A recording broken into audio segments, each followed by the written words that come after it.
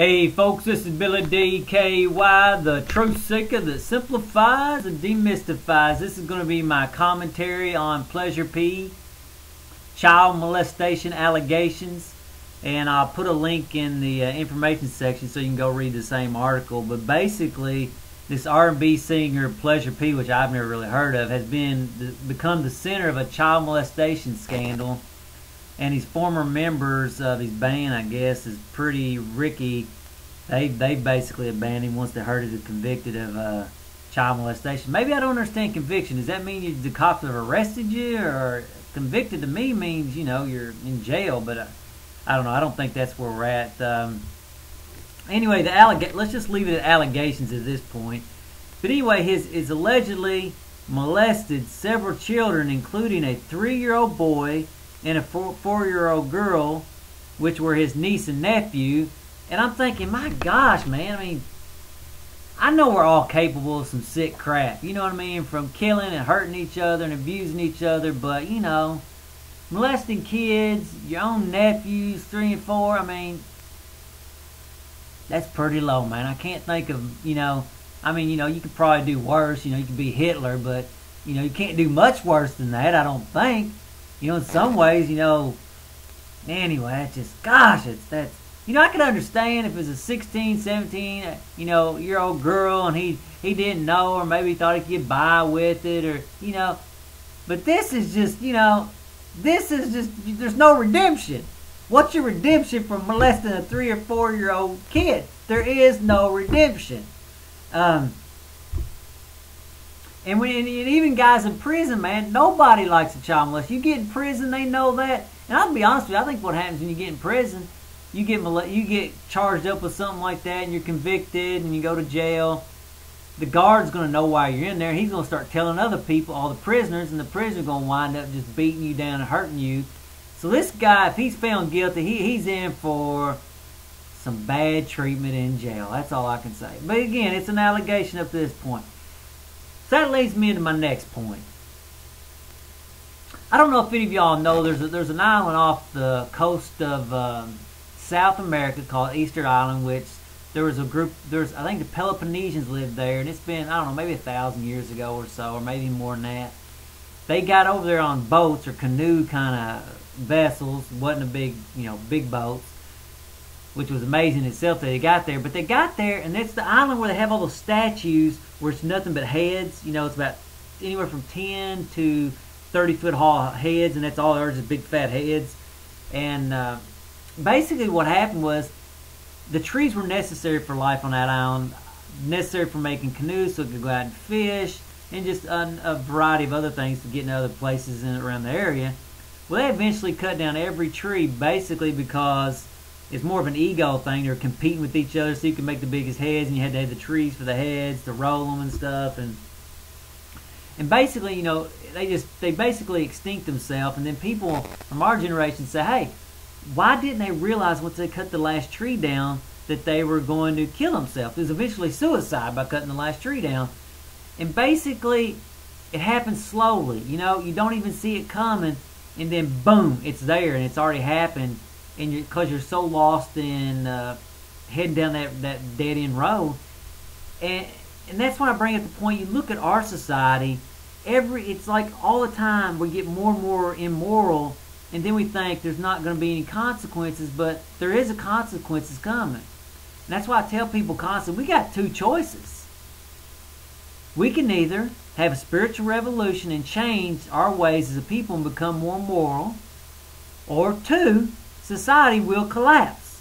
Now, what I think is going to happen, I think society will collapse, and then we'll have a spiritual revolution, because I think it's a lot like an alcoholic. Alcoholic doesn't change his ways until he hits rock bottom. Once he hits rock bottom, then he's willing to go to AA and do all those things that he needs to do to put his life on course. So I think what's going to happen, I don't know if it'll be global or in America. It'll probably at least be America. I think we're going to collapse as a society, and I think then we're going to have a spiritual revolution. We'll bring everything back up. Now, when I say collapse of society, I don't necessarily mean a total, everybody's fending for themselves per se. I think it will be an economic collapse, maybe even a moral collapse of some sort. I ain't saying everybody's gonna die and be fighting in the streets and stuff, but I'm not saying doomsday. And it reminds me a lot of a forest fire. The forest gets real lush and full, then a fire comes along, it takes all the trees and stuff down, and then it allows new growth. And so I think that's what it's going to happen. Society's allowed itself to grow in so many different directions, and really in some of them not really the productive ways. That's all going to come collapsing down, and then I think then we can start building back up with, you know, more solid morals and ways of doing the right thing. If you don't know anything about me, basically I've already got the principles we need to do that, and it's in the blog I've got, and it'll also be in the information section called Following the Way of Growth. You know, you get rid of all the spiritual lunacy and we get down to the core things that really work, and there's 9 of them, which you can go check it out if you want. But it's, you know, everywhere I look I see constant decline, and I ain't the only one that sees it. If I was the only one to see it, I think, you know what, maybe it's just me, maybe I'm crazy. But everywhere I look, I see it. I talk to people, and I try to forget about it. So, you know what, I know what's going to happen. I don't care, whatever. I'll deal with it when it comes. You know, I'm prepared already. And I run into people who say, man, things just ain't good. I mean, you know, when I was younger, and, you know, it's just they talk and they tell me things. I'm like, holy crap, man, it is happening. And we're being warned constantly, but it's like, yeah, whatever. That's what they said 20 times. That's what they said hundreds of years ago. Yeah, and they were right. They weren't necessarily right on the length of time it was going to take for it to collapse. And I don't know when it's going to happen. It may be 5 years. It may be tomorrow. It may be 25, 50, 100. It may be 300,000 years. Who knows? I don't know. I just know it's coming. Unless, obviously, if we change our ways and have a spiritual revolution, which I think once you get caught up on the ways of giving into ego and pleasure, there's no real turning back except collapse most of the time for most people. And it basically is like this. Let's say this is where we're in harmony, and then each generation gives into a little bit more ego and pleasure, and we get more and more pathetic until we reach a point. Well, anyway, along the way we could have backed up, but we didn't want to. But at this point, we really don't have any more choice. We've either got to collapse big time, or really take stock of we can go back this way and take personal responsibility, or it'll be forced on us this way. And I think, like I said, I think what's going to happen is we're going to collapse, and then we'll build back up. But, you know, it is what it is. And I think it's really the way the universe works. I've noticed this a lot in my own life, that there's expansionary periods and then there's contraction periods.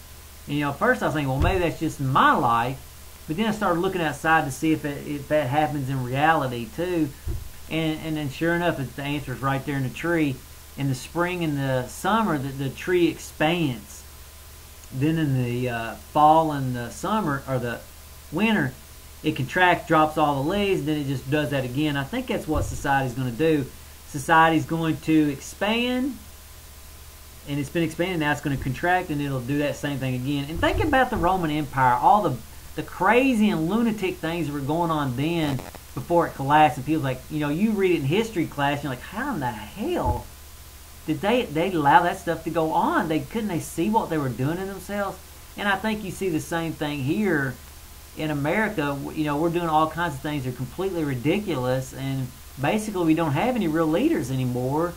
And all our leaders become, what I don't know, sort of soft leaders. It's, you know, it's more, you know, what's the wind, how, you know, read the polls. It's no real character, no true foundation, except for maybe, I mean, the most minimal. You know, everybody's worried about their 401k and this and that. They don't want to interrupt the system.